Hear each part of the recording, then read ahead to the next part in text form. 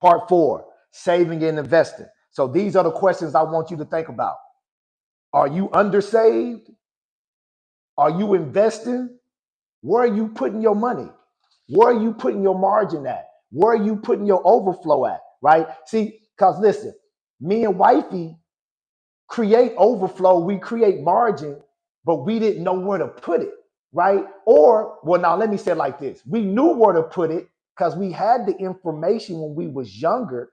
I was in the millionaire rooms. I was in the Pride America room. Shout out to Lindy and Nicole from Pride America, baby. I learned about finances and money when I was young in my early 20s. And me and wifey's pattern was this. We invest 3 months, pull it out. Then we do 6 months, pull it out. Then we do a year, pull it out. Why? Because our nervous system wasn't trained to feel safe with compounding income. We was only safe with transactional income. Y'all hear me talk about this, right? So for all those years that we had that knowledge in our early 20s about how to invest, where to put our money, I was in the room with millionaires, right? But this is why I always tell people, knowledge is power, right? It does give you the power to change the area of your life, but application is life-changing. You can be a knowledge hoarder like me and wifey was, like I was, going to all the conferences, listening to all the tapes. Knowledge. I had the knowledge, but I didn't apply it long enough. Now at 47 years old, me and wifey like, damn, that's what they was talking about. Leaving that money in there for 10, 15, 20 years. Now we understand that. Now we get that. Now we apply that consistently enough because we get that, right? But the biggest thing, we had to retrain our nervous system to that. Because if your nervous system don't feel safe with compounding income, you will sabotage it like me and wifey did. Not because you don't have the money to invest, not because you don't have the information to invest, because you haven't trained your nervous system to feel safe with it. So that's what I want you to hear on the first part.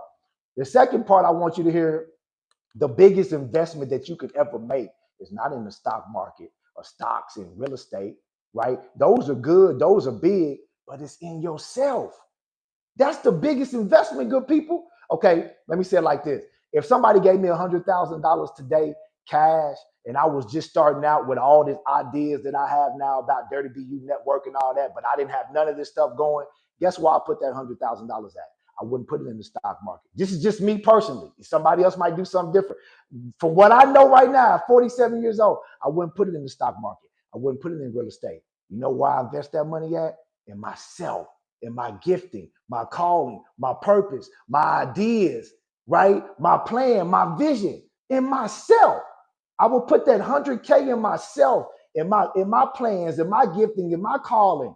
And then when I start generating money from it, I would take a portion of that and then start allocating it to investing because I'm going to always bet on me. And I want you to bet on you. You have to start betting on you. You feel me? So listen, good people. The last thing I want to talk about, undersaved. Me and wifey been undersaved for years, even though we had the margin. So what do I mean by undersaved, right? I mean, when something hits your household, right, you might have enough margin to create something hits your household. You might be able to have enough margin to pay for something for $500 or $1,000, right? But in comparison to the income that you're making, $1,000 emergency fund, that might not be enough.